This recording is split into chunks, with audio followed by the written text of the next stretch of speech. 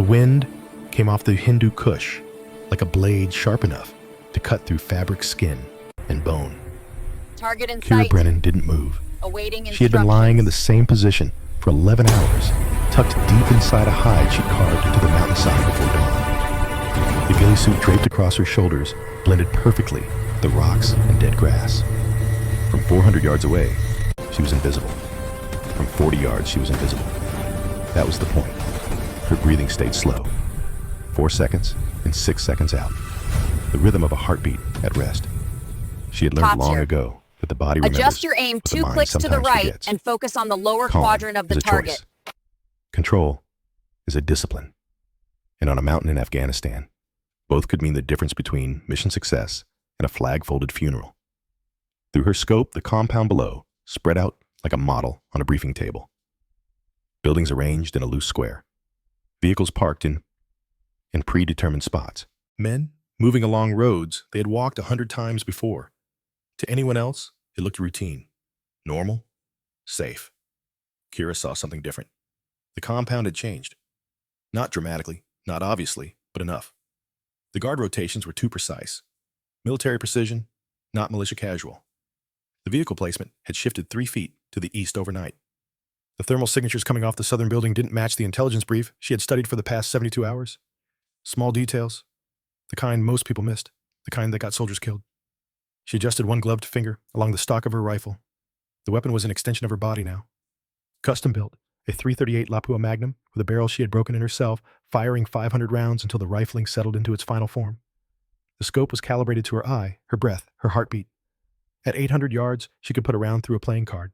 At 1200, she could still hit center mass on a human target. She had done it before. She would do it again if the mission required it. But today, her orders were simple. Observe, report, do not engage. The radio crackled to life in her ear. Voices rolled across the frequency, casual and confident. SEAL Team 6, prepping for insertion. She recognized the tone. Men shaking off nerves, the way they always did, before stepping into the unknown. Jokes, banter, talk that kept fear at arm's length.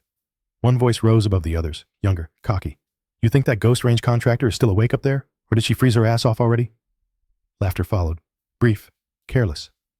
Another voice chimed in. She's probably writing a complaint about the cold. Contractors, man, they get paid to sit around and look important.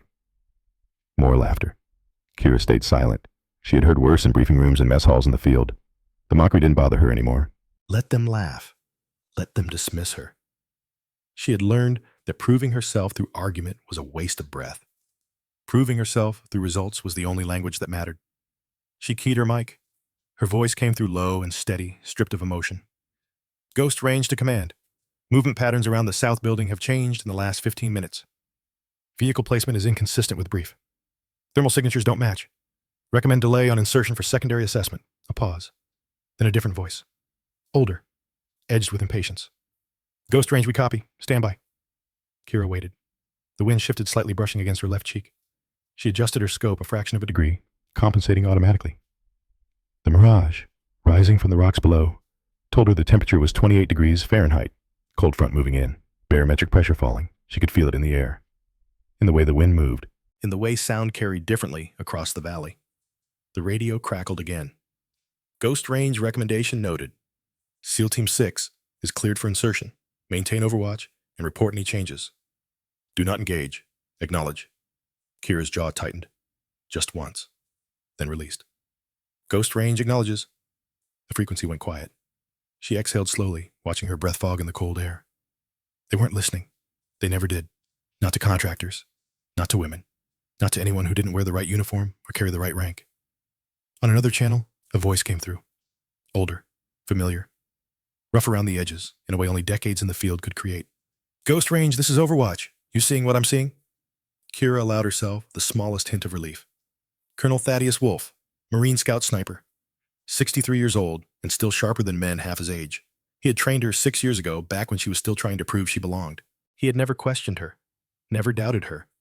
He simply watched her shoot, nodded once, and said, "You'll do." She keyed the private channel they shared, a frequency only the two of them used. Affirmative Overwatch. Thermal patterns are wrong. Guard rotations too clean. This doesn't feel like militia. Feels professional. Agreed. Wolf's voice carried decades of experience. Feels like Fulda Gap in '84. Everything too neat. Too rehearsed. Kira understood the reference. The Fulda Gap. Cold War. Soviet forces staging false movements to mask real intentions. Old school tactics requiring instinct more than technology. You try warning them, Wolf asked. They're not interested. A pause, then quieter. They will be. Kira didn't respond. She shifted her focus back to the valley. The Blackhawks were inbound now. She could hear the rotors in the distance. A low thumping that rolled across the rocks like distant thunder. Dust began to rise from the landing zone, swirling into the air in thick clouds. SEAL Team 6 was moving. She watched them through her scope. Professional, disciplined, everything by the book. Boots hit the ground in perfect sequence. Rifles came up. Sectors were covered. The formation moved with precision only years of training could produce. But the valley wasn't right. Kira's instincts screamed at her. The same instincts that had kept her alive through 4 tours. The same instincts that had warned her 2 years ago in a different valley, on a different mountain, when everything had looked just as clean and just as wrong. She had ignored those instincts once, just once, and Marcus Hayden had died because of it. The memory hit her like a fist to the chest. Marcus, his face, his voice, the way he smiled when he thought no one was watching, the way his hand felt in hers, the way his blood soaked into the dirt while she screamed for a medevac that came too late. She forced the memory down, buried it, locked it away in the part of her mind where all the dead lived. There was no room for grief on a mission, no space for regret, only focus, only the shot, only the breath between heartbeats.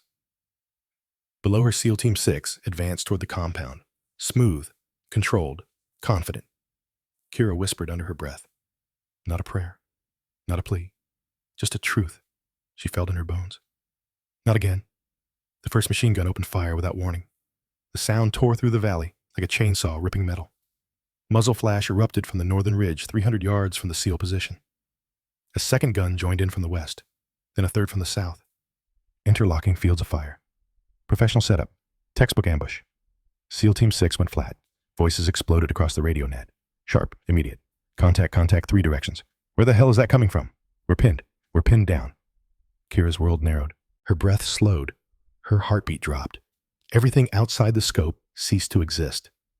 She saw the northern gun emplacement, saw the crew operating it, saw the way they moved with trained precision. Not militia, not Taliban. These men had military training. American military training. Her finger hovered over the trigger. Orders echoed in her mind. Observe only. Do not engage. Do not reveal your position under any circumstance. But below, her men were dying. She could hear it in their voices. The edge of panic. The desperate calls for fire support that wasn't coming. The sound of rounds impacting so close that dirt and rock were spraying into the air. And something inside her snapped. Not with rage, not with fear, with clarity. She had made a promise 2 years ago, standing over Marcus's grave, her hand on the coffin, her voice barely a whisper. I won't let it happen again. Her hand moved, smooth, controlled. Years of muscle memory compressed into a single motion. She settled deeper into the earth. Her breathing flattened until it was almost invisible. Her heartbeat slowed until she could count the seconds between each pulse. The world went silent. She lined the crosshairs on the man directing fire from the northern ridge. Range 820 yards. Wind 8 miles per hour, quartering left. Temperature 28 degrees Fahrenheit. Air density 0.081. Coriolis effect. At this range, 2.1 inches right. The calculations took less than a second. Her body already knew the answers. She squeezed the trigger. The rifle kicked against her shoulder. Sound cracked across the valley, sharp and clean. Through the scope, she saw the target drop. Legs folded. Body crumpled. The machine gun went silent for 3 seconds while the crew tried to understand what had just happened. Kira didn't wait. She shifted her aim, recalculated the hold, fired again. Kill number 2, then a third. Kill number 3. Below her, SEAL Team 6 heard the distant rifle shots. Confusion rippled through the radio net. Who the hell is shooting? Is that air support? Negative. No birds on station. Then who? Kira didn't answer. She was already moving. 3 feet to her right. Flattening into another micro-hide she had prepared before dawn. She had carved a dozen of them into the hillside. Small depressions, barely visible, just deep enough to break her silhouette. She fired again. The machine gunner on the western ridge slumped over his weapon. Kill number 4. Another shift, another hide, another shot. Kill number 5. The enemy net came alive. Voices shouting in mixed languages, panic, confusion, men trying to locate her position. Return fire raked the ridgeline, but it was blind, desperate. They were shooting at ghosts.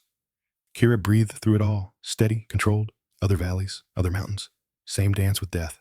The SEALs scrambled toward better cover, moving one by one while she knocked down any fighter who tried to flank them.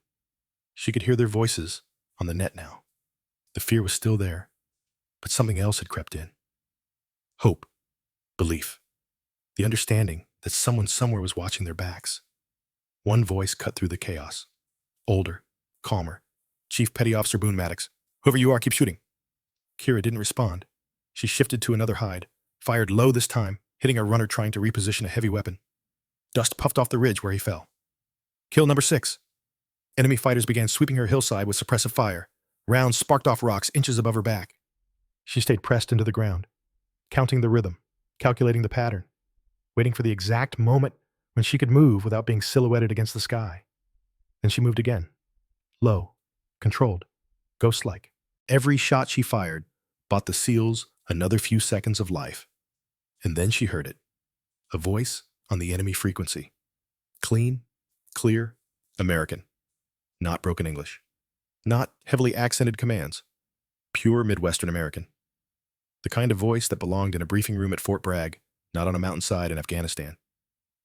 North Ridge. Locate the shooter. Target is female. High ground. Priority kill. Kira's blood went cold. They weren't hunting the SEALs. They were hunting her. She scanned the ridge again. The enemy movement patterns confirmed it. Fighters spreading in a deliberate sweep, a tightening ring aimed directly at her position. Their spacing was perfect. Their communication clean. Their discipline too sharp for local militia. These weren't Afghan fighters. These were professionals. On the private channel, Wolf's voice came through, low, urgent. Kira, if you can hear me, I know what you're seeing. She keyed her mic once. A single click. Acknowledgement. Wolf continued, I've been running intel on this for the past week. This operation was engineered. Those aren't local fighters down there. Black Ridge Solutions. Private military contractors gone rogue. Kira's grip on her rifle tightened. Wolf's voice dropped lower. They're not after Team 6. They're after you. Another click. She understood. Move when you can, Wolf said. They're sweeping your ridge. You're the primary target. Get out of there. Kira looked down the slope. The SEALs were still pinned in the wadi below. Alive because of her shots, but barely holding. The enemy ring creeping toward her ridge meant she had minutes, maybe less, before they boxed her in. If she left now, the full enemy force would crash straight down onto the wadi. The SEALs would be wiped out in under 5 minutes. She could save herself, or she could save them. Her breathing steadied. Her heartbeat slowed. The choice wasn't really a choice at all. She had made a promise on a grave to a man who would never hear her voice again. Never again.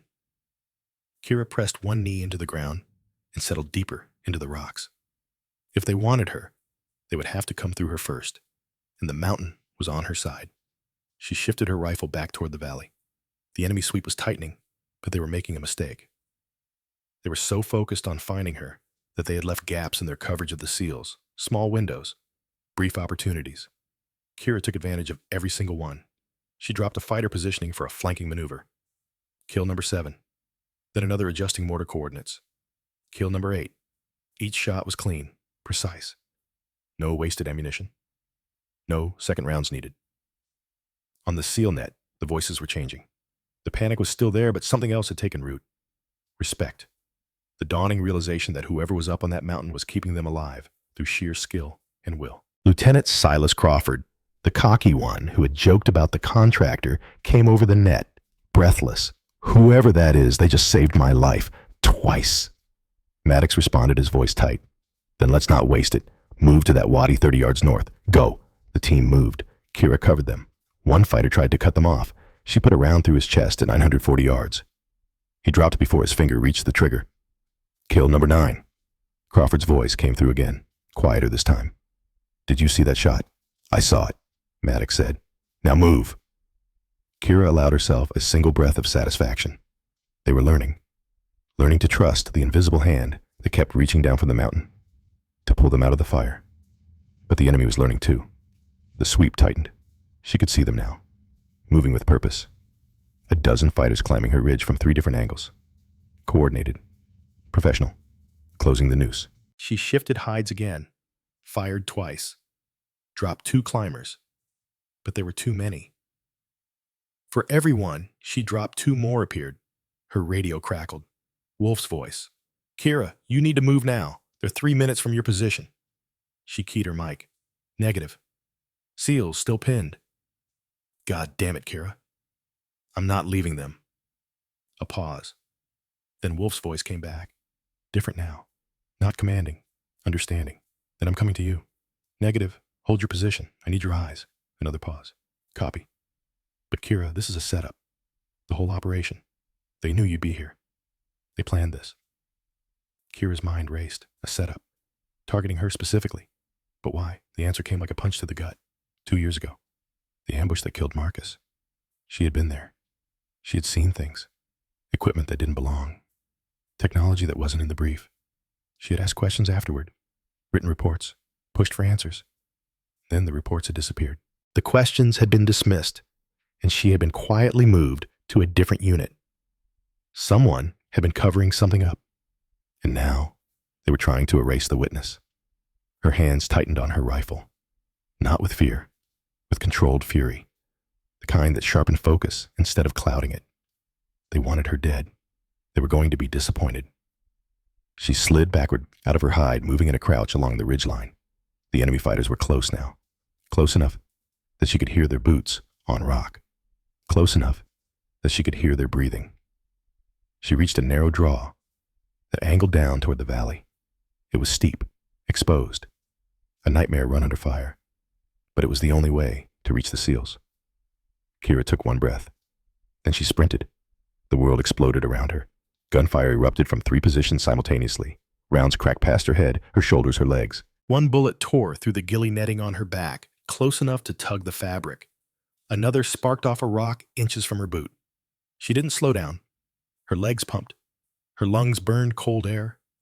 Her boots scraped against loose shale, sending rocks tumbling down the slope ahead of her. She weaved between outcrops using terrain, like a fighter uses footwork, never staying on a predictable line, never giving them a clean shot. A machine gun opened up from her left. She felt the pressure wave of rounds passing close enough to move air against her skin. She dove behind a boulder, rolled, came up running. 50 yards to go. A fighter appeared on her right, rifle coming up. She didn't break stride. Drew her sidearm mid-run, fired twice, center mass. The man dropped, 30 yards. The gunfire intensified. They realized she was escaping. Concentrated fire on her position. Rock chips exploded around her. Dust filled the air, 20 yards. She could see the wadi now. Could see the seals clustered below. Could see their faces turning up toward her. Shock and disbelief written across every expression. 10 yards. She launched herself off a ledge, dropped 8 feet, landed hard, rolled, and came up inside the wadi with her rifle ready. The seals stared at her.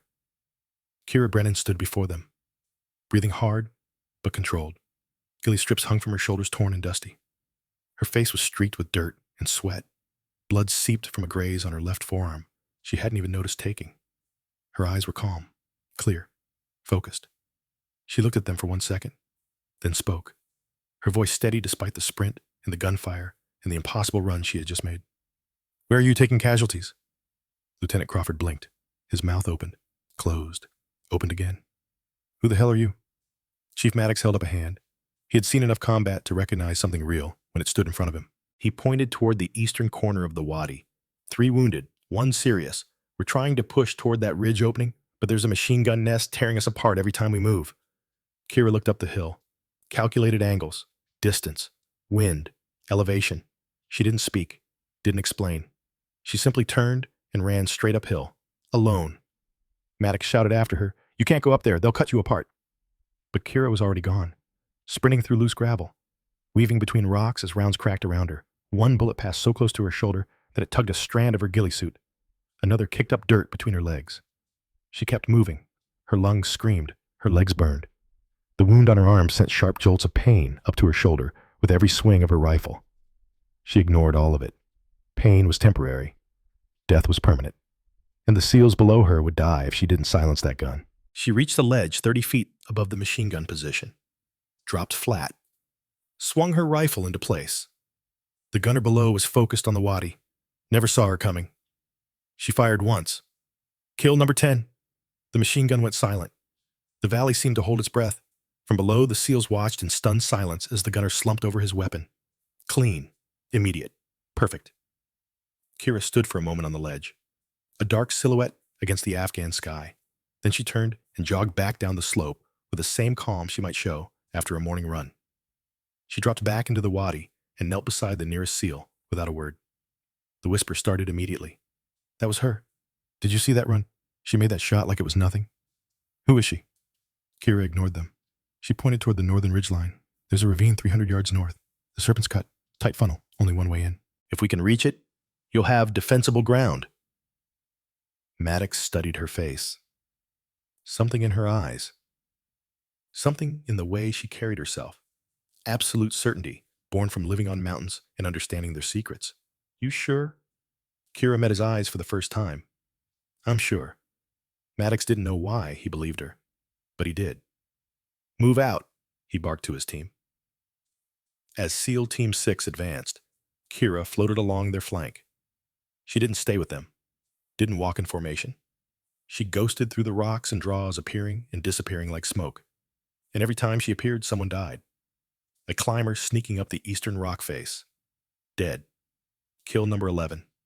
A spotter lining up coordinates for mortar fire. Dead. Kill number 12. An enemy fighter drawing a bead on a wounded operator who couldn't move fast enough. Down. She barely spoke. Only pointed or whispered directions when absolutely necessary. But every time she fired, someone lived. Every time she moved, the team moved with more confidence. They were starting to understand. Somewhere above them, another rifle cracked. Different cadence, different rhythm. Colonel Wolf had joined the fight. His rounds came from a higher ridge, clean and sharp. Old-school Marine precision. The dual presence of two unseen shooters carved holes in the enemy advance, breaking angles, scattering formations, forcing fighters to duck behind rocks instead of pressing forward. Crawford realized it first. We've got two of them up there. Whoever they are, they're keeping us alive. Maddox's voice was grim. Then let's not waste the gift. Keep moving. But the pressure never eased. The enemy force was larger than any of them had expected. Better equipped, better trained. They weren't resisting. They were hunting. Every 100 yards brought another burst of fire. Ammunition dropped faster than anyone wanted to count. One operator was being carried by two others, his legs soaked in blood. Another stumbled dizzy from a graze wound that had creased his skull. Kira kept shooting, kept moving, kept breathing through the pain building in her shoulder from the earlier descent. Her face stayed calm, even as rounds sparked around her boots or tore chunks from the rocks beside her head. Other valleys, other mountains, same instincts keeping her alive. Marcus had taught her that. Marcus, who had held her hand during her first firefight and whispered, "Fear means you're alive, use it." Marcus, who had died because she hadn't trusted her instincts. Marcus, who she would never fail again. The ground shifted beneath them. The terrain narrowed. Walls began rising on both sides. The mouth of the ravine opened ahead, like a dark throat carved into the earth. The Serpent's Cut. Kira had seen it hours earlier through her scope, had studied its angles and approaches, had known exactly how it could be used. One way in, one way out. A defender's dream, an attacker's nightmare. Maddox took one look and nodded. Set positions. Get the wounded inside. SEAL Team 6 spilled into the ravine, scrambling to establish firing lines. Kira climbed halfway up the ravine wall, finding a natural ledge that gave her a clean angle back toward the entrance. Enemy fighters appeared on the ridge behind them, racing to cut off the team before they could dig in. Wolf's fire clipped 3 before they could set up weapons. Kira dropped another pair before they got within 50 yards. But for every fighter, they dropped more seemed to appear. Shadows spilling across the rocks with ruthless purpose. Wolf's voice crackled faintly in her headset. Strained, but steady. Kira, you're almost there. Keep them moving. She didn't answer. Her body was already bracing for the next wave. Ammunition low. Team wounded. Enemy tightening. They had made it into the Serpent's Cut. But the real fight had only just begun. And somewhere out there moving through the enemy formation, with the confidence of a man who believed the outcome was already decided, came the one person Kira had never expected to see again. The one person whose face would change everything. The formation of enemy fighters shifted, creating a lane, making space for someone moving through the center. Kira's scope tracked the movement. Professional, organized, like watching a military honor guard part for a commanding officer. The man who stepped forward wasn't rushing, wasn't shouting. He moved with calm authority, earned through decades of command. Broad shoulders, squared stance, head up like he owned every inch of ground beneath his boots. Kira's scope caught his face, and the world stopped. Garrett Calloway. The breath left her lungs, not in fear, in recognition, in the terrible clarity of a truth she had suspected but never wanted to believe. Her hands didn't shake. Her heartbeat didn't spike, but something deep inside her chest tightened like a knot being pulled against itself. She knew that face, had trusted that face, had watched that face smile at Marcus's jokes and nod at his observations and shake his hand at the end of every mission. Marcus's team leader, his mentor, his friend, the man who had written the after-action report that blamed Marcus for poor judgment, the man who had stood at Marcus's memorial with cold eyes and left before the service was over, the man who had disappeared 6 months later without a word. And now he was here, leading the enemy, hunting her. Lieutenant Crawford had positioned himself below her ledge, firing between rocks. He glanced up and caught the change in her expression, the way her jaw tightened, the way her breathing shifted for just a moment. "You know him," Crawford said quietly. Not a question, a statement. Kira didn't deny it, didn't need to. The truth hung between them like smoke. Down in the ravine, Maddox reloaded behind a boulder. Sweat streaked through the dust on his forehead. He had been watching Kira long enough now. The impossible shots, the calm under fire, the way she read terrain like a map she had memorized years ago. He whispered it before he even realized the words had slipped out. "She's not just a contractor." At that exact moment, Wolf's voice came through the radio. Not shouting, not stressed, just with that same steady tone he had used on firing ranges long before this day existed. "SEAL Team 6, listen up. Sergeant Kira Brennan is the best long-range shooter I have ever trained. And I've trained a lot of them." The words dropped into the ravine like a stone thrown into still water. Every SEAL froze. Crawford stared at Kira as if seeing her for the first time. Maddox lifted his head with slow understanding. Even the wounded turned their faces toward the ledge where she lay, poised behind her rifle, calm as carved stone. All the whispers, all the doubts, all the assumptions, they fell away in a single breath. The valley went quiet, not from lack of gunfire, but from the shift inside the men who finally understood who had been saving them. Shot after shot, hide after hide, hour after hour. Respect didn't need an announcement. It arrived in silence. And on the ledge above them, Kira Brennan steadied her rifle on the rock and centered her crosshairs on Garrett Calloway's chest. Her finger moved to the trigger. The wind shifted. And across 800 yards of Afghan Valley, two pairs of eyes met through glass and scope. Calloway smiled, raised his hand, tapped his wrist. "We have time." Then he drew his finger slowly across his throat. "Next time." The ravine narrowed into a twisting throat of stone. Walls rose high on both sides until the sky became nothing more than a thin strip of pale light above them. SEAL Team 6 moved with disciplined urgency, dragging wounded deeper inside, placing claymores in tight bends, stacking ammunition where hands could reach it fast. Boots scraped against rock. Breath came sharp and controlled. No one wasted words. Kira climbed higher on the ravine wall, bracing her back against rough stone. Blood had soaked through the makeshift wrap on her left forearm, sticky and warm against her skin. She pressed it once, testing the pain, then ignored it completely. Pain wasn't her concern. The entrance to the Serpent's Cut was. That was where the avalanche was coming from. Wolf's first shot cracked through the canyon, echoing off stone walls like a whip crack. Kira fired half a second later, her rhythm syncing with his the way it had 6 years ago, on training ranges when he had taught her to read wind through grass movement and mirage shimmer. Then the enemy answered. Shouts, gunfire, boots pounding across rock. The first wave spilled into the ravine mouth like floodwater finding a crack in a dam. Rifles up, firing wild bursts as they tried to force their way through the narrow opening. Discipline held them together, even as bullets from above began dropping them. Kira took two immediately. Center mass, clean kills, No wasted rounds. Wolf dropped a third from his higher position. The SEALs detonated the first claymore. The explosion lit the cut with a white flash that slapped against the walls and rolled back on itself. Dust and smoke billowed past Kira's ledge, like fog rolling in from the ocean. She stayed locked into her rifle, breathing shallow, eyes focused through the scope. Shapes emerged through the haze. Fighters climbing over bodies of the fallen, pressing forward with determination born from professional training and professional pay. These weren't militants fighting for ideology. These were contractors fighting for a paycheck, and that made them predictable. Kira's shoulder screamed every time she adjusted her aim, the earlier graze wound sending jolts of pain up her neck. She didn't slow. One shot clipped a climber trying to scale the ravine wall for a flanking position. Another dropped a man dragging a machine gun toward a covered position near the mouth. The ground trembled with every detonation, every burst of automatic fire. Rock dust filled the air until breathing required deliberate effort. A round caught Kira across the upper shoulder as she tracked a runner moving between cover points. Not the graze from before. This was clean contact.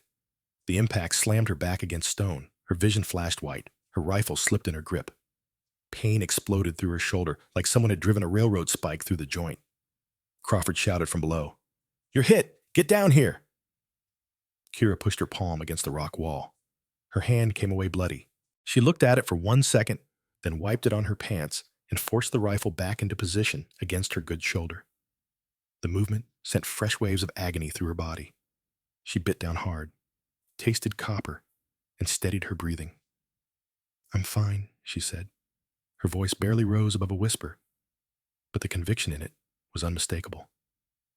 If she let herself fall now, the line would buckle. The team didn't need another casualty being dragged to the back. They needed her eyes on that entrance. They needed every shot she could still make.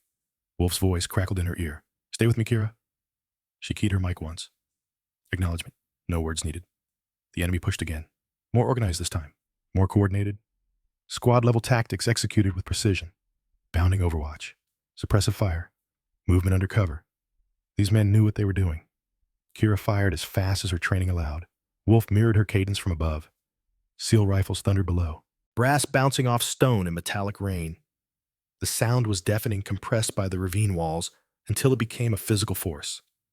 But the waves kept coming. The attackers didn't break, didn't retreat.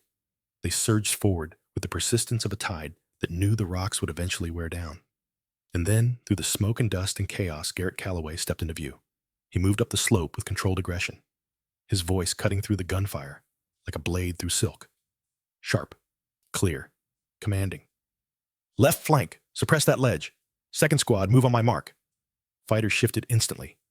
The entire kill zone reorganized itself around his words. This wasn't a man giving suggestions. This was a man orchestrating violence with the casual expertise of a conductor leading a symphony. Kira centered her scope on him, but Calloway wasn't still. He paced between cover points, gesturing, directing, moving with tactical awareness, earned through decades in the field. Every time she had a shot, something blocked her angle. A rock. A fighter moving into her line. Smoke drifting at exactly the wrong moment.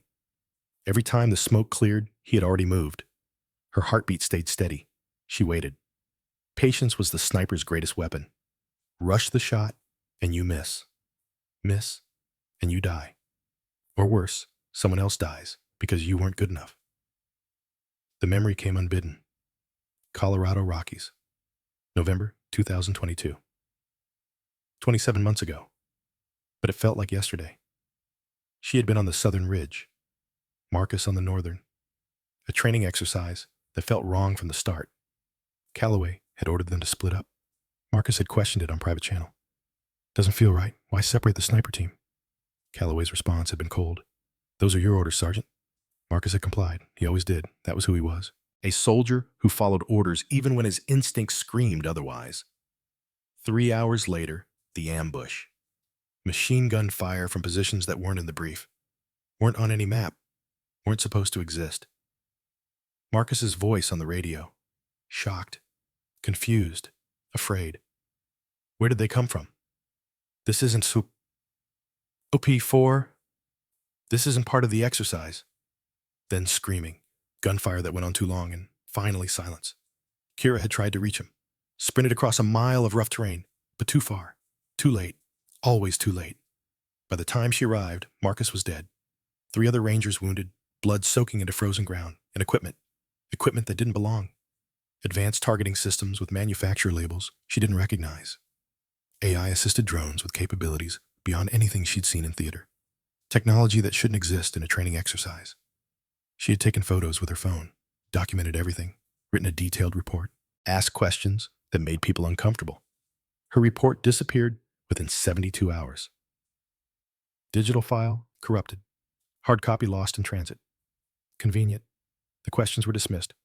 Above your clearance level, Sergeant. Drop it. Transfer orders came down 1 week later. Immediate reassignment. No explanation. Just needs of the service. Calloway's after-action report blamed Marcus.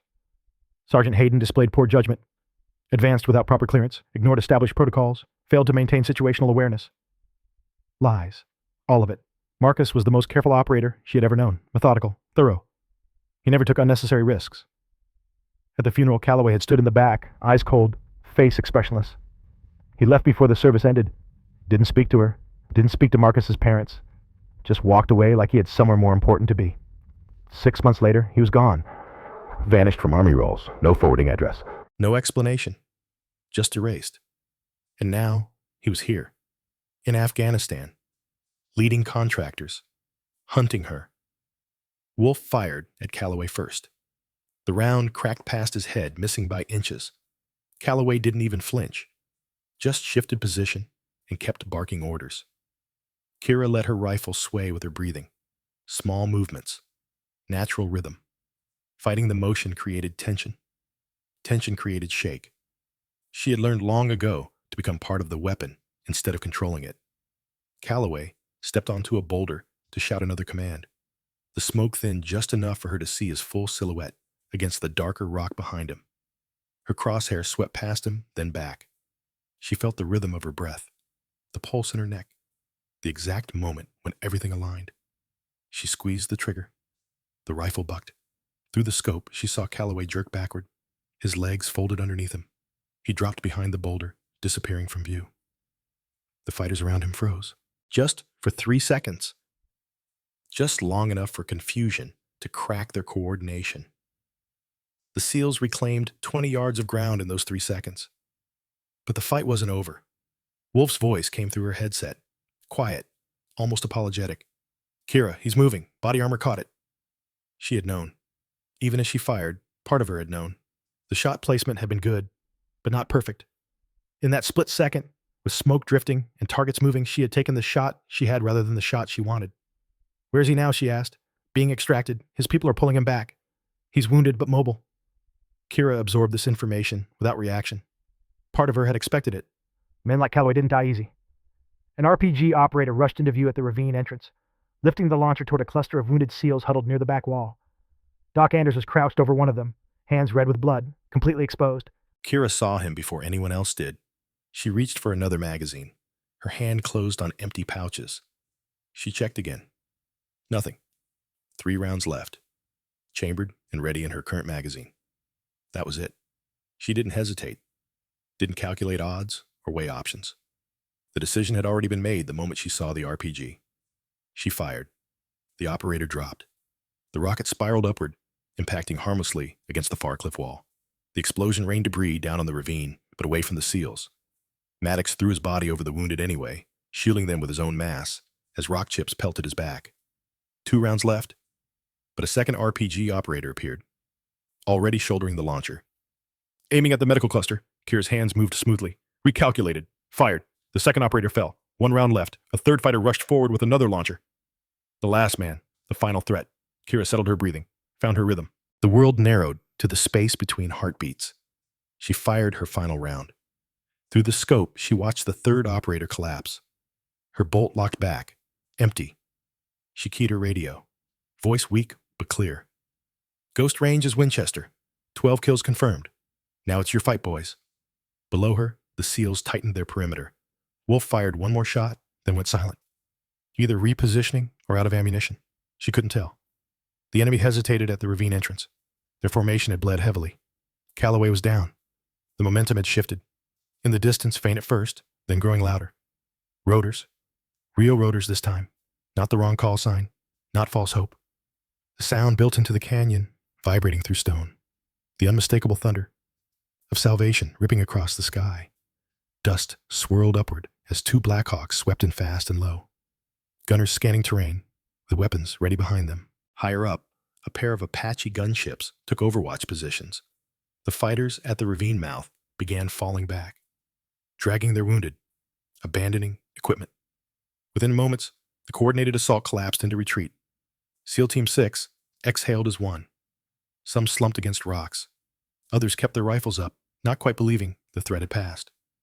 Maddox stood slowly, dust and debris sliding off his shoulders. Kira lowered her rifle.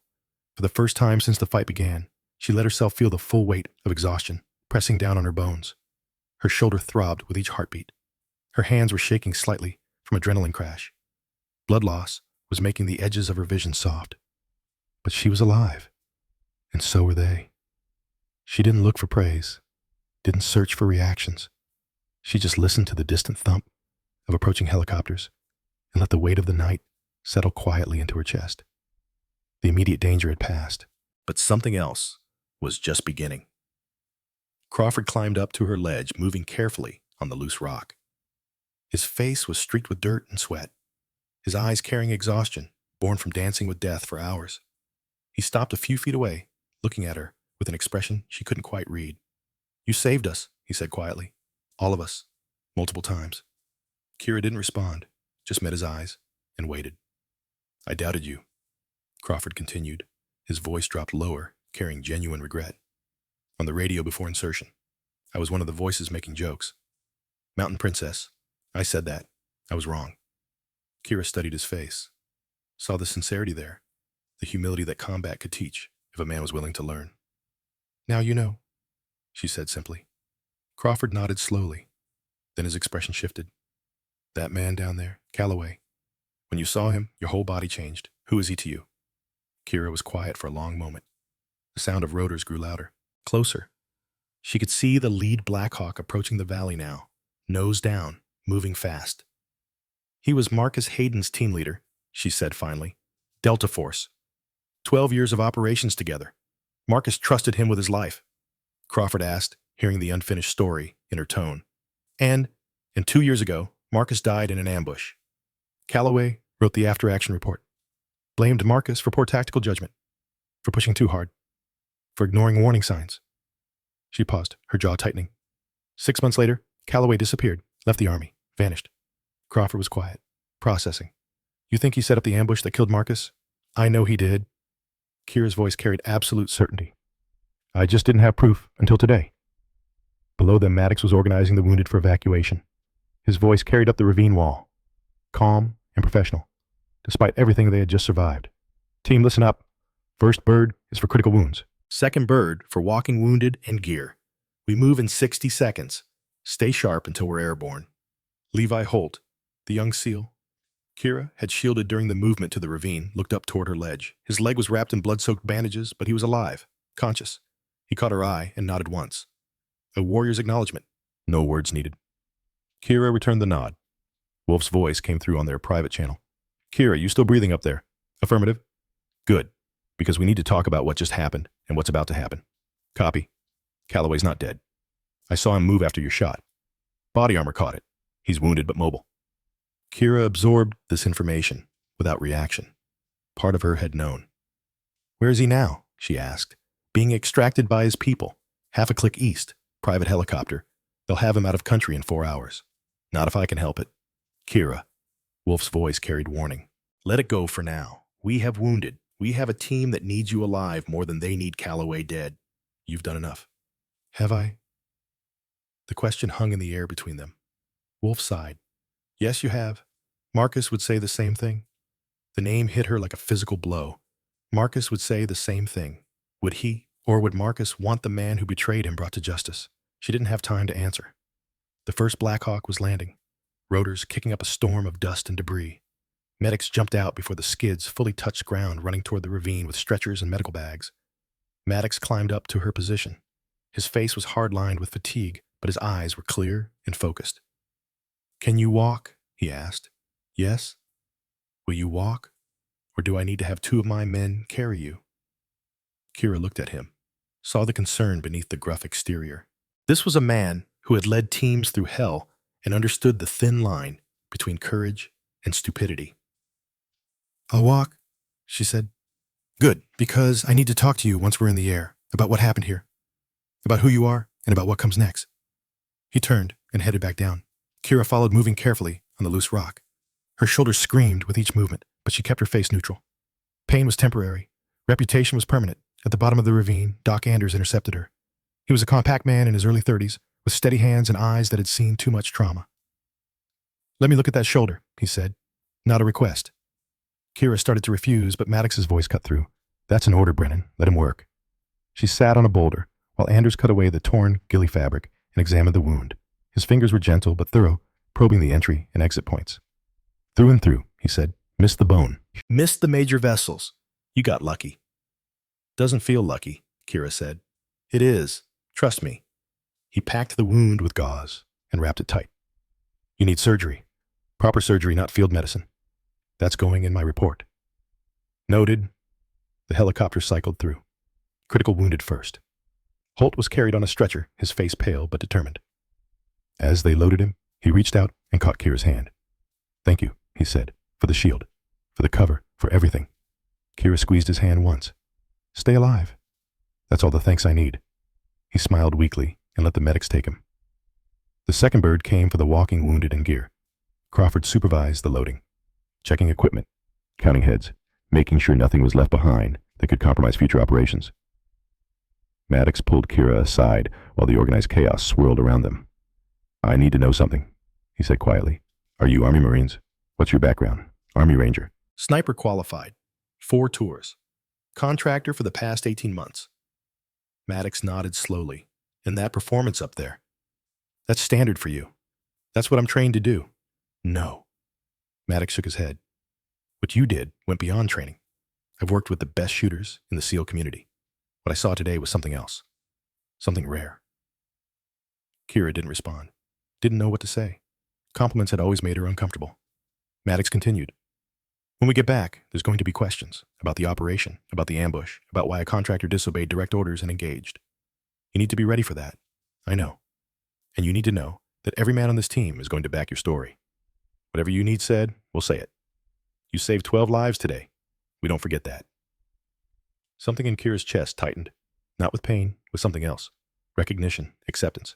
The acknowledgement that maybe, just maybe, she wasn't alone in this fight anymore. Thank you, Chief. Don't thank me. Just get on the bird and get that shoulder fixed. That's an order. The final Black Hawk settled into the landing zone. Kira climbed aboard, settling into the web seating along the bulkhead. Maddox sat across from her. Crawford took the seat next to her, his presence somehow reassuring despite their rocky start. The helicopter lifted off, banking hard away from the valley. Through the open door, Kira watched the Serpent's Cut recede into the distance. Smoke still rose from various points where the battle had raged. Bodies lay scattered across the approaches, testament to the violence that had unfolded. And somewhere out there, Garrett Calloway was escaping. The thought burned in her mind. He had killed Marcus, had hunted her, had orchestrated this entire operation to eliminate witnesses to whatever crime he had committed 2 years ago. And he was getting away. Wolf's voice came through her headset. I can hear you thinking from here. Let it go, Kira, for now.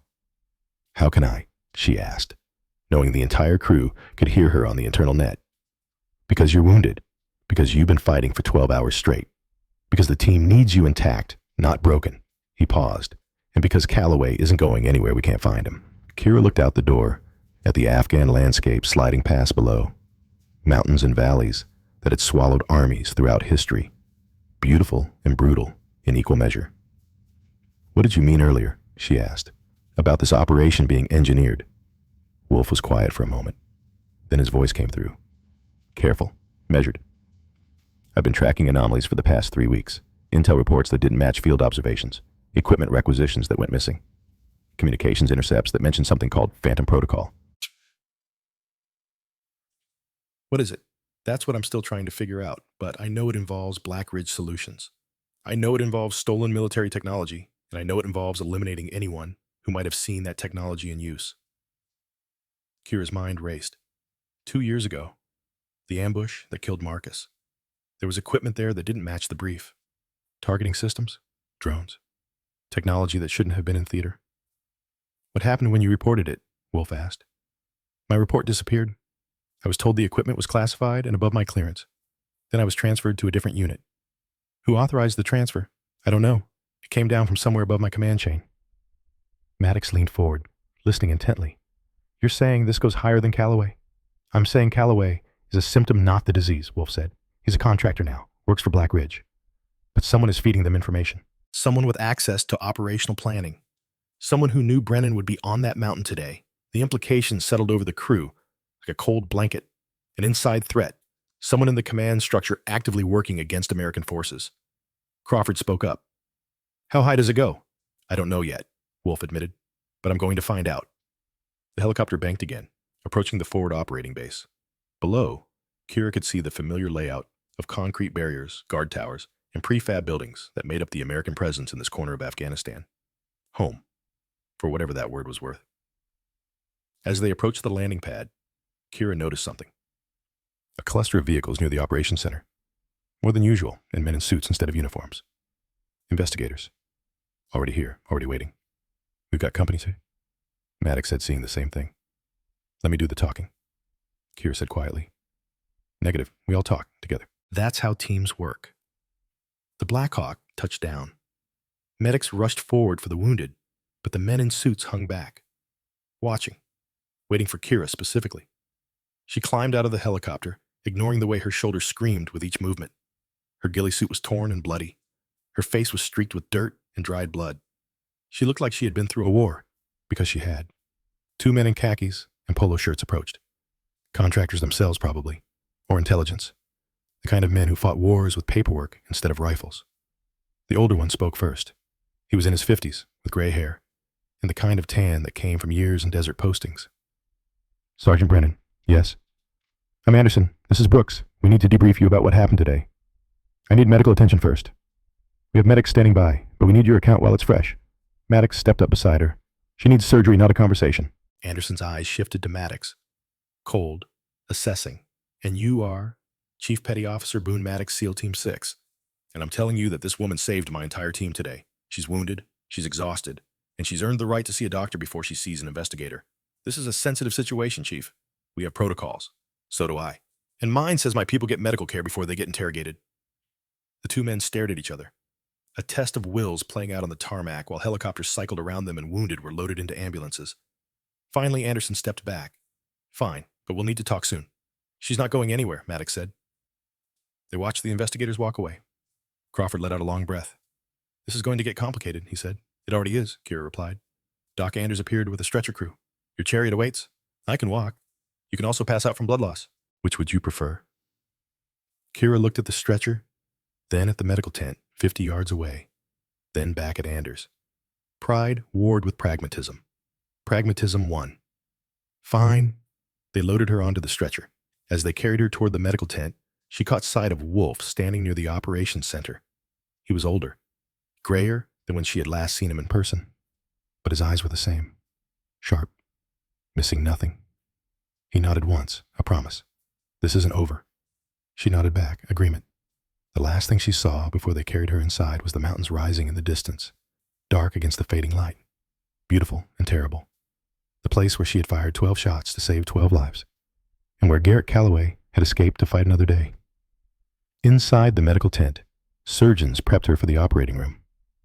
Local anesthetic, irrigation of the wound, debridement.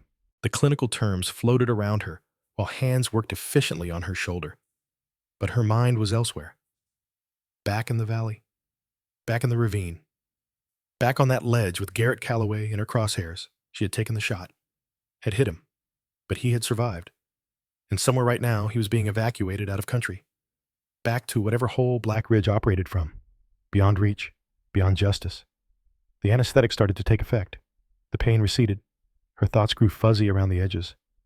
Marcus appeared in her mind, not the way he had died, but the way he had lived, smiling, laughing, his hand in hers on a rare day off, when they had pretended the war didn't exist. I'm sorry, she whispered. I had the shot. I should have made it count. But Marcus's voice, in her memory, said something different. Something he had told her once, after a mission had gone sideways and she had spent days second-guessing every decision. You did what you could with what you had. That's all anyone can ask. The rest is just noise.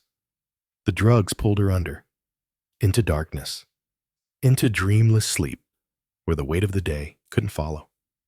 But even in sleep, part of her mind kept working, kept processing, kept planning. Because this wasn't over. Calloway was still alive, still free, still dangerous.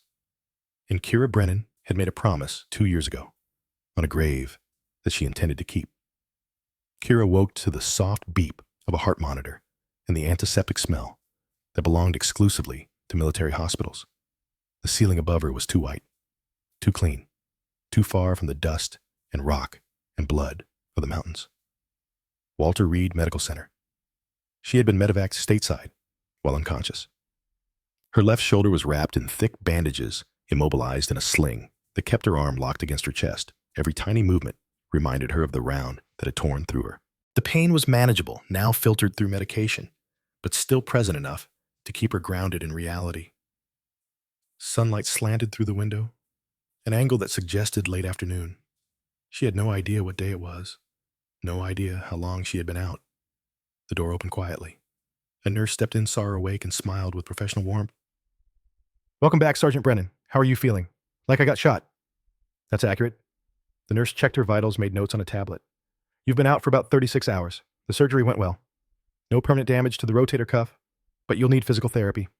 Doctor will be by in an hour to discuss recovery timeline. Kira nodded. Has anyone been asking about me? The nurse's expression shifted slightly. Several people. Military investigators came by twice. A Colonel Wolf has called 4 times, and there's a group of men in the waiting room who refuse to leave until they know you're okay. Despite everything, Kira felt something close to a smile tug at her mouth. SEALs? I think so. Very polite, but very stubborn. That sounds about right. I'll let them know you're awake, but the investigators asked to be notified immediately when you regained consciousness. Let the SEALs in first. The nurse hesitated. The investigators were very clear about their priority. So am I. They locked eyes for a moment. Then the nurse nodded. I'll give you 15 minutes before I make the call. Thank you. 10 minutes later, Chief Maddox, Lieutenant Crawford, and Doc Anders filed into her room. They looked cleaner than the last time she had seen them. Showered, rested, but their eyes still carried the weight of what they had survived together. Maddox pulled a chair close to her bed and sat down heavily. You look terrible. You should see the other guy. We did. On satellite imagery. Calloway made it to a Black Ridge extraction point. Private helicopter flew him to Pakistan. Trail goes cold after that. Kira's jaw tightened. He's gone, Crawford said. He stood near the window, arms crossed. For now. But Wolf's team is tracking him. They've got resources you don't know about. What kind of resources? Maddox leaned forward. Resources that can make contractors disappear if they become inconvenient. Calloway stepped in something big. Bigger than just killing your partner. The Pentagon is paying attention now. Doc Anders spoke from where he leaned against the wall. How's the shoulder? Really hurts. Good. Means the nerves are intact. You'll have full range of motion back in 6 to 8 weeks if you do the therapy right. If you push too hard, too fast, you'll make it worse. Noted. The door opened again. 2 men in civilian clothes entered without knocking. The same investigators from the airfield, Anderson and Brooks. Their expressions were professionally neutral, but Kira could read the tension in their shoulders. Gentlemen, we need the room, Anderson said. Maddox didn't move. We're not going anywhere. This is a classified debriefing. You don't have clearance. I have 12 men who are alive because of her. That's all the clearance I need. Brooks stepped forward, his voice harder. Chief, you're interfering with an official investigation. Don't make this difficult. Crawford moved away from the window, positioning himself between the investigators and Kira's bed. His body language spoke volumes. Protective. Ready. The kind of stance that said violence was an option if necessary. The room went quiet. Tense. A standoff playing out in a hospital room over a wounded woman's bed. Kira spoke, her voice cutting through the tension. It's okay. Let them ask their questions. Maddox looked at her. You sure? I am, but you don't leave the building. Understood. Understood. Right? He stood and nodded to the investigators. Let his team out. But his eyes carried a clear message. We're right outside. Anything happens, we come back in. The door closed. Anderson pulled out a small recording device and set it on the bedside table. This conversation is being recorded.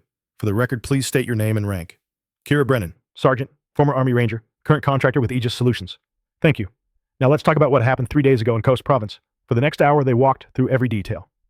The initial observation post, the warning she had given, the order to observe only, the decision to engage despite direct commands. Anderson's questions were sharp, precise, designed to find inconsistencies or admissions of wrongdoing. Brooks took notes occasionally, interjecting with follow-up questions that probed at her decision-making process. So you knowingly violated a direct order from command, Anderson said. Not a question, a statement. I did. Why? Because SEAL Team 6 was going to die if I didn't. That wasn't your call to make. It was the only call I could make. Kira met his eyes steadily. I was the only one in position to help them, the only one who could see what was happening. If I had followed orders, 12 Americans would be dead right now. Brooks leaned back in his chair. You understand that contractors don't have the authority to overrule military command decisions. I understand that my job is to observe and report. I also understand that my oath to defend this country doesn't end just because I'm no longer in uniform. Anderson's expression didn't change. Noble sentiment. But it doesn't address the chain of command issues, or the fact that you potentially compromised your position and endangered the mission by engaging. The mission was already compromised. The ambush was pre-planned. The enemy force included American contractors working for Black Ridge Solutions. This wasn't a random attack. It was a targeted operation. That's a serious allegation. It's the truth. I have audio recordings of American voices on the enemy net. Colonel Wolf has the same recordings. The fighters were using professional tactics, professional equipment, professional coordination. That doesn't happen with local militias. Brooks exchanged a look with Anderson. Something passed between them, a decision made silently. What do you know about Phantom Protocol? Anderson asked quietly. Kira's pulse quickened slightly, but she kept her face neutral. Only what Colonel Wolf told me, that it's connected to Black Ridge Solutions and involves stolen military technology. Wolf has been conducting an unauthorized investigation into classified programs. He's overstepped his authority, or he's doing his job while others look the other way. Anderson's eyes hardened. Be very careful with your accusations, Sergeant. I'm not accusing anyone. I'm stating facts. 2 years ago, my partner, Marcus Hayden, was killed in an ambush. The man who led that mission was Garrett Calloway, former Delta Force, now working for Black Ridge. Calloway wrote a false after-action report blaming Marcus. 6 months later, Calloway disappeared and joined Black Ridge. 3 days ago, that same man led the attack on SEAL Team 6. Those are facts, not accusations. Brooks wrote something in his notebook. Anderson stared at Kira for a long moment. You're claiming a conspiracy, that a decorated special operations soldier betrayed his country and his brothers for money. I'm claiming that Garrett Calloway is a traitor who got my partner killed and tried to kill me. Whether that's part of a larger conspiracy is above my pay grade, but someone should be investigating it, instead of questioning why I saved 12 American lives. The silence stretched out. Anderson finally reached over and turned off the recorder. Off the record, he said quietly. You've stepped in something that goes deep. People in very high places have a vested interest in making sure certain things stay buried. Black Ridge has contracts with multiple government agencies. They have lawyers, lobbyists, political protection. Are you telling me to drop this? I'm telling you to be smart. You're a contractor. You have no authority, no protection, no backup beyond a few SEALs and an old Marine who's already on thin ice with his command. If you push this, you'll be crushed. Kira looked at him steadily. Is that a threat? It's a warning. From someone who's seen how these things play out. Anderson stood, pocketing the recorder. For what it's worth, I believe you. I think Calloway is dirty. I think there's something rotten in Black Ridge. But belief doesn't mean anything without proof, and proof gets people killed. He walked to the door, then paused. Your action saved lives. That counts for something. The official report will reflect that you acted with courage and skill in an emergency situation. No charges will be filed for insubordination. That's generous. That's politics. The alternative is a public trial that raises questions nobody wants asked. He opened the door. Get well, Sergeant, and think carefully about what you do next. They left. Kira stared at the ceiling, processing everything that had just happened. The message was clear. Back off. Let it go. Move on with your life. Everything in her wanted to refuse, to keep fighting, to hunt Calloway down and put a bullet in him herself. But Anderson was right about one thing. She had no authority, no resources, no way to fight an organization with government backing and unlimited money. The door opened again. Colonel Wolf stepped in, closing it quietly behind him. He looked older in the fluorescent light, tired, but his eyes were sharp as ever. "You heard all that?" Kira asked. "Every word. I was in the hallway." He pulled the chair close and sat with a grunt. "Anderson's not wrong. This goes high. But he's also not telling you everything." "What do you mean?" "I've been digging for 3 weeks. Phantom Protocol isn't just about stolen technology. It's about testing that technology in live combat situations without oversight or authorization. Black Ridge has been running unauthorized operations using equipment they shouldn't have access to. When people ask questions, those people end up dead or discredited. Like Marcus. Like Marcus. Like 4 other soldiers I found in the records. All killed in ambushes. All after reporting equipment irregularities. All blamed for tactical errors in the after-action reports. All reports written by Calloway or his associates." Kira's hands clenched into fists. "How is this possible? How does something like this happen without anyone stopping it? Money, power, the ability to make problems disappear." Wolf leaned back. "But they made a mistake this time. They went after SEAL Team 6. That put it on the radar of people who can't be easily dismissed. Naval Special Warfare Command is asking questions. JSOC is paying attention. The walls are starting to crack. What about Calloway? He's in the wind." But he made another mistake too. He survived, which means he can talk. And Black Ridge knows that. They'll either protect him or eliminate him to protect themselves. So we wait. We wait, we heal, and we prepare for what comes next. Wolf reached into his jacket and pulled out a small tablet. "I've compiled everything I have on Phantom Protocol. Names, dates, equipment transfers, audio recordings from the battle.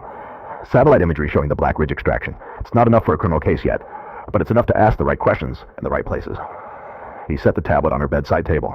"I'm giving this to people I trust, people who can use it.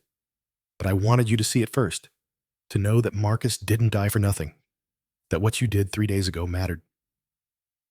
Kira picked up the tablet with her good hand, scrolled through the files, saw Marcus's name in multiple reports, saw the pattern Wolf had uncovered, saw the scope of what they were facing.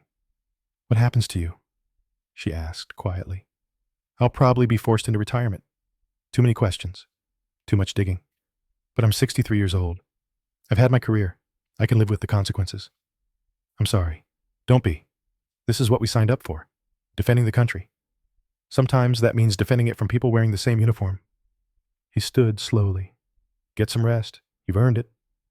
"Colonel?" Kira stopped him at the door. "Thank you for believing me, for investigating, for everything." Wolf smiled. It was a sad smile, weighted with decades of service and too many battles fought in shadows. "Marcus was a good man. He deserved better than what he got. You're finishing what he started. That's worth more than thanks." He left. Kira was alone again, with her thoughts and the tablet full of evidence that might or might not be enough to bring down the people responsible for Marcus's death. 3 days passed in a blur of physical therapy, medical evaluations, and visits from SEAL Team 6. They came individually and in groups, always bringing coffee or food or terrible jokes designed to make her laugh despite the pain. Maddox brought news from the teams. "Word's gotten around about what you did. You've got an open invitation to work with any SEAL team that deploys. They're calling you Ghost Range, the woman who saves people from the mountain." Crawford brought books and sat quietly reading while she did therapy. He didn't talk much, but his presence was oddly comforting. A silent acknowledgement that some bonds were formed in fire and didn't need constant maintenance. Levi Holt came on crutches, his legs still healing. "I'm putting in for sniper school," he told her, "because of you, because of what I saw you do. I want to learn that, to be that good." "It takes years," Kira warned him. "I've got years." His young face was serious, determined. "Will you teach me if I make it through the school?" Kira looked at him, saw herself at that age, full of certainty and fire and belief that skill could overcome anything. Time and blood had taught her different lessons, but the core truth remained. Skill mattered. Excellence mattered. Being good enough to save lives when everything went wrong. "If you make it through the school," she said carefully, "we'll talk." His smile could have lit up the room. On the 7th day, Kira was cleared for discharge. Her shoulder was healing well. The physical therapy was progressing on schedule. The doctor saw no reason to keep her hospitalized any longer. Wolf picked her up in a rental car. They drove in silence through Virginia traffic, the late autumn sun slanting through bare trees. Finally, he spoke. "I have a proposal for you." "I'm listening."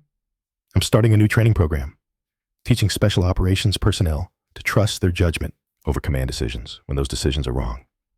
How to identify, when intel is compromised, how to survive when the mission goes sideways. Real-world skills that don't always make it into the official curriculum. Sounds like a good way to make enemies. It is. But after what happened, I have support from people who matter. JSOC wants it. SOCOM wants it. They're tired of losing good people to bad information. What do you need from me? An instructor, someone who's lived it, someone who can teach the next generation how to survive when everything they've been told is wrong. He glanced at her. The job's yours if you want it. You can work in the field or work in the classroom or both. Your choice. No one makes decisions for you anymore. Kira was quiet for a long time. Teaching meant stepping back from operations, stepping away from the hunt for Calloway, accepting that some justice might never come. But it also meant preventing the next Marcus, the next ambush, the next soldier who died because someone in command ignored warning signs or deliberately sent people into danger. "Can I think about it?" she asked. "Take all the time you need." He dropped her Cerebas at a small apartment in Alexandria that had been arranged through the contractor network, temporary housing while she figured out her next steps. She climbed the stairs slowly, shoulder aching, and unlocked the door to find the space empty, except for basic furniture and a few boxes of her personal belongings shipped from her previous posting. She sat on the couch and stared at the blank walls. This was her life now. Civilian, contractor, woman without a country or a uniform or a clear purpose.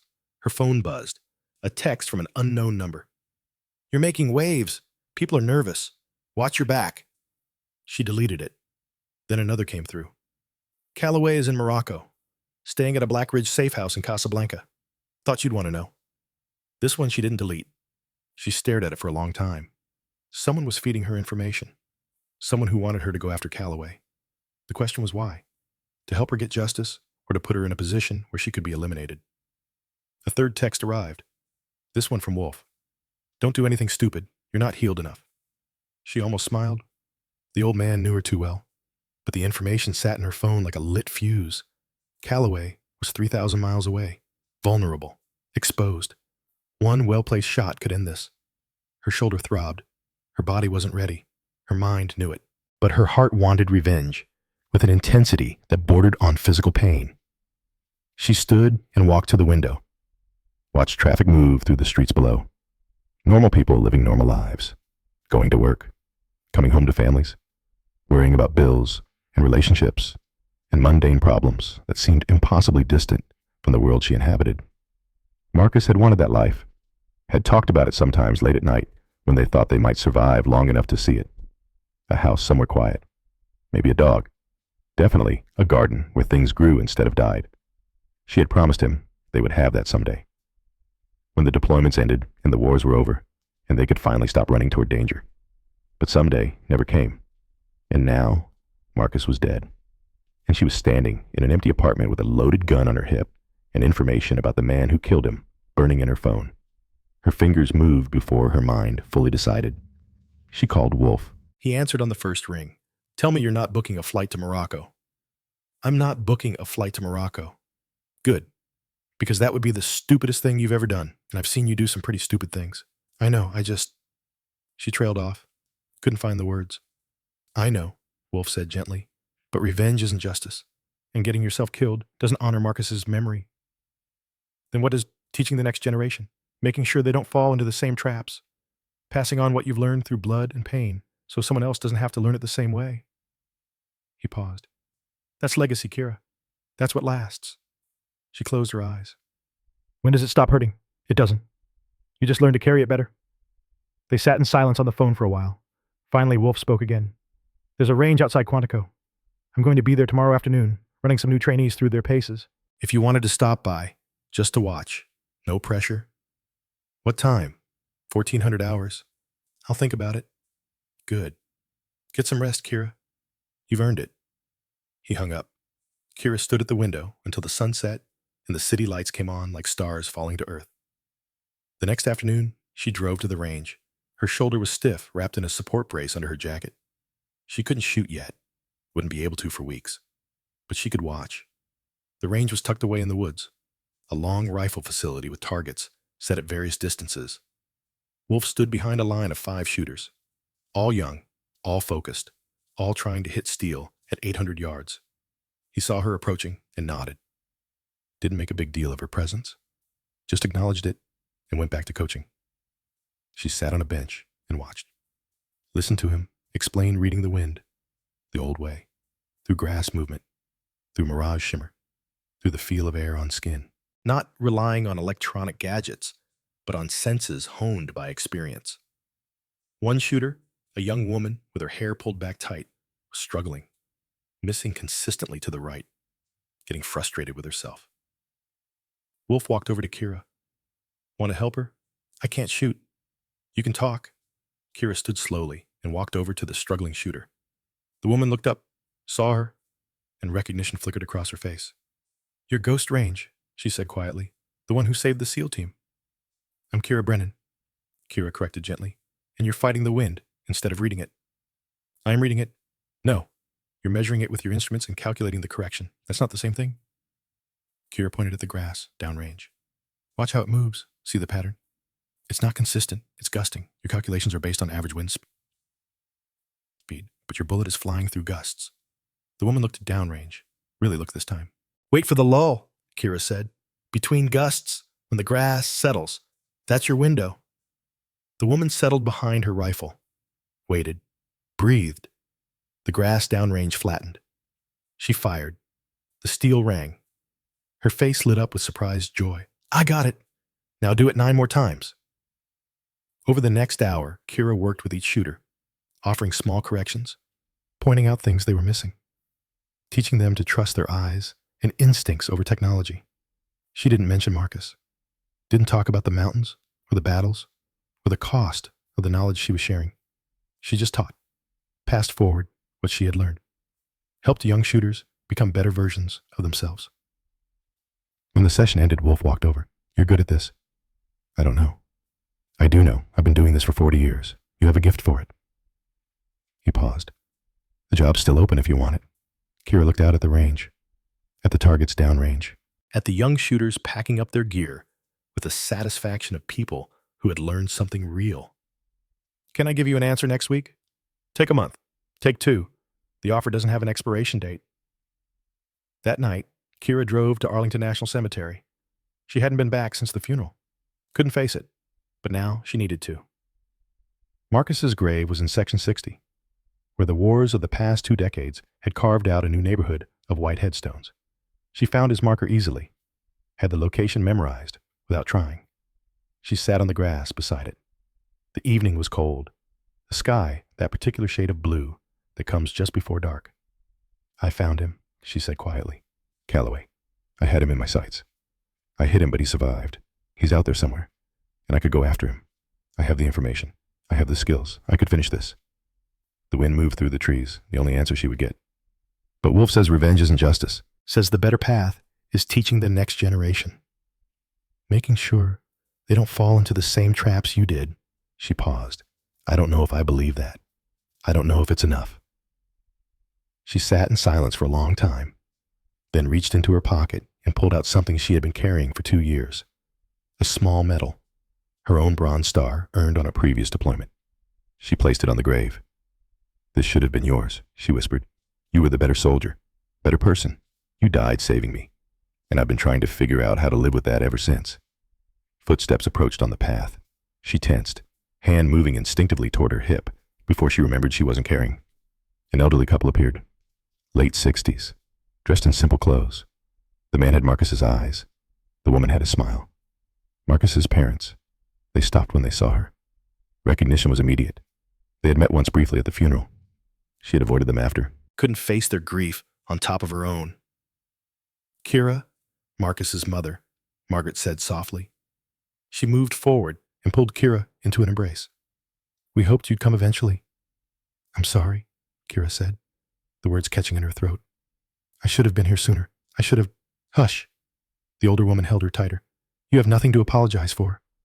Marcus's father, William, knelt beside the grave, his movement stiff with age. He saw the medal, picked it up gently. This is yours, he said. It should be his. He wouldn't want you to give up your accomplishments for him. The old man's voice was rough with emotion.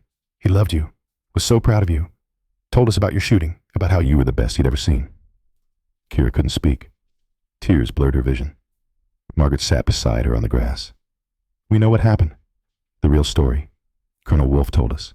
About Calloway, about the betrayal, about what you did 3 days ago, saving those men. I should have saved Marcus.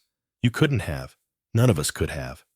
The older woman took her hand, but you kept fighting. That's what he would have wanted.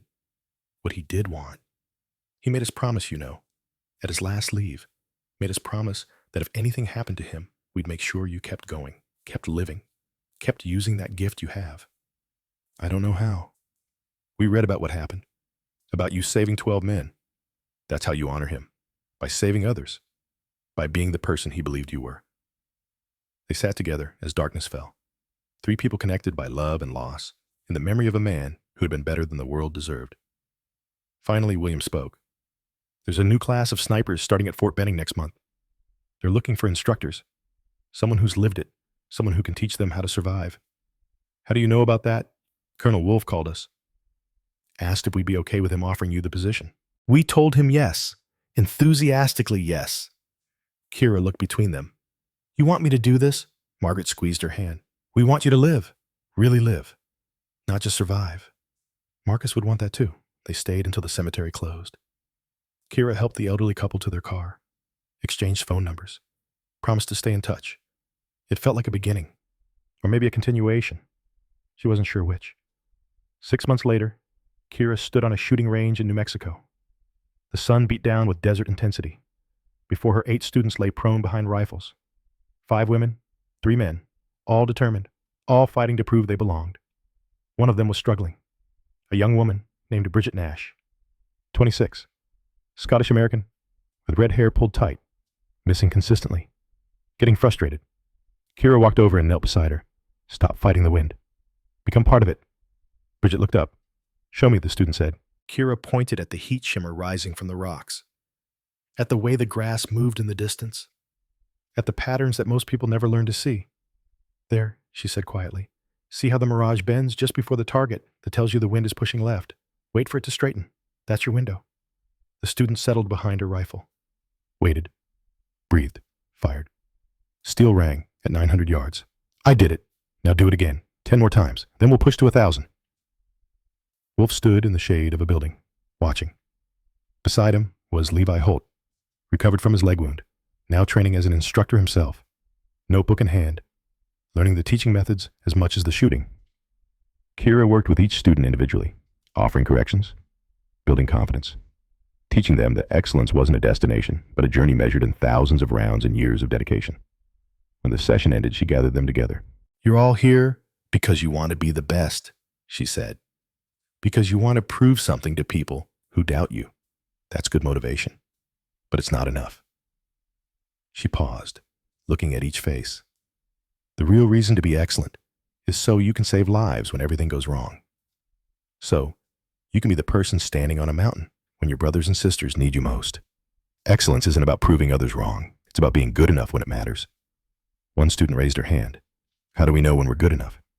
Kira thought about that question. About 12 men alive, because she had spent years becoming good enough. About Marcus dying, because she hadn't trusted herself soon enough. You never know, she said honestly. You just keep training, keep learning, keep pushing yourself. And when the moment comes, you trust that all that work will be enough. After class, she walked to her truck. Her phone buzzed. A message from an unknown number. Calloway surfaced in Dubai. Thought you'd want to know. She stared at the message for a long time. The old fire still burned. The desire for revenge, for justice, for closure that could only come from putting Calloway in the ground. But then she looked back at the range, at her students packing up their gear, at Levi Holt taking notes, at Wolfe watching with approval. She deleted the message, opened her contacts, found William and Margaret Hayden, sent them a photo of her students with a simple caption, teaching the next generation. He'd be proud. The response came quickly. We're proud of you. Come for dinner Sunday. I'll be there. She drove away from the range as the sun set over the desert. In her rearview mirror, she could see the mountains in the distance, beautiful and brutal in equal measure. She had lived on mountains, had killed on mountains, had nearly died on mountains. But she didn't belong there anymore. She belonged here, teaching, building, creating something that would outlast her. A legacy measured not in bodies, but in lives saved by students she would never meet, in situations she would never see because she had taught them well enough to survive. That night, she opened her laptop and began writing. Not a report, not a debrief, a training manual. Everything she had learned about mountain warfare, about reading terrain, about trusting instinct over technology. She titled it simply, Lessons from the Mountain, and in the dedication she wrote, for Marcus Hayden, who taught me that courage isn't fearlessness. It's choosing right over easy, justice over revenge, duty over personal pain, and for all the warriors who will carry these lessons forward. The words flowed, page after page, knowledge earned in blood and transformed into something that could save lives. It wasn't revenge. It wasn't justice in the traditional sense, but it was something Marcus would have approved of, something he would have understood. Real courage, she realized, wasn't in the headlines or medals or body counts. It was in the quiet work behind a rifle, doing what needed to be done, even when no one would ever know your name. It was in classrooms and ranges, passing forward hard-won knowledge to people who might need it someday. It was in choosing to build instead of destroy, to teach instead of hunt, to honor the dead by protecting the living. Outside her window, the New Mexico night spread out like black velvet scattered with diamonds. Somewhere out there, Garrett Calloway was still alive, still free, still dangerous, but he was someone else's problem now. Kira Brennan had made her choice, and for the first time in 2 years, she felt something close to Pete. The last round had been fired, not at an enemy, but at the darkness inside herself that wanted revenge more than redemption. And in choosing to teach instead of hunt, she had finally kept the promise she made on a grave. She would keep fighting, just in a different way, for a different purpose, for all the warriors who would come after, for all the lives they would save, for all the mountains they would climb, for Marcus, always for Marcus, but also for herself, and for the future she was helping to build. One student at a time, one lesson at a time, one life saved at a time. 2 years later, the ceremony at Fort Benning was small, private, the kind the military holds for people who matter, but whose work can never be fully public. Kira stood in dress uniform, shoulder heeled, watching as the first graduating class of the Hayden Brennan Advanced Sniper Program received their certifications. Levi Holt was among them. So were 3 of her female students from New Mexico. 47 students total over 2 years, now deployed worldwide. Colonel Wolf, now fully retired, sat in the front row, William and Margaret Hayden beside him. Chief Maddox sat 2 rows back in dress blues, now a Master Chief running SEAL sniper training at Dam Neck. Lieutenant Commander Crawford stood at the back with several Team 6 operators who had made the trip specifically to see Kira honored. They had kept their promise, all of them. The program director stepped to the podium. This course exists because Sergeant Kira Brennan proved that trusting your instincts can save lives. That excellence matters. That one person in the right place can change everything. He paused. 12 men are alive today because she refused to follow a bad order, when that order was wrong. Hundreds more will live because she chose to teach instead of seek revenge. He didn't finish. Didn't need to. After the ceremony, Kira didn't attend the reception. She walked alone to the range. The sun was setting, painting the sky in shades of orange and red that reminded her of another sunset in another desert 2 years ago. Her phone buzzed. Unknown number. Calloway arrested in Manila 6 months ago. Trial concluded last week. Convicted on all counts, treason, conspiracy, murder of federal agents. Sentenced to life without parole. Phantom Protocol shut down. 3 Pentagon officials also convicted. Justice served. Thought you'd want to know. She stared at the message. Justice. Real justice. Not revenge. Not a bullet in the dark. A trial. Testimony. Truth. She typed one word. Good. Then she deleted the message thread, pocketed her phone, and walked to her truck where a new class of students was waiting, eager to learn, ready to begin. In her rearview mirror, as she drove away, she could see the mountains in the distance. She had lived on mountains, had killed on mountains, had nearly died on mountains. But the most important shot she ever took wasn't fired from a mountain. It was fired from a classroom, from a training range, from the decision to build instead of destroy. And somewhere on a mountain, she would never see a soldier she would never meet was making a shot that saved a life because she had taught someone who taught someone who taught them. That was the last round that mattered, the one that kept echoing long after she was gone. She pulled out Marcus's old field journal, the one his parents had given her. Opened to a blank page after his final entry. Wrote in her own hand, "Mission complete, Marcus. The shot you taught me echoes forever. 12 men saved that day. Hundreds taught since then. Your legacy lives. Mine begins. See you on the other side. Ghost." She closed the journal, looked at the sunset, smiled. The last shot wasn't the one that kills. It's the one that saves. And it echoes long after we're gone. For every warrior on every mountain. For Marcus, for the 12, for everyone who comes after. The last shot echoes forever.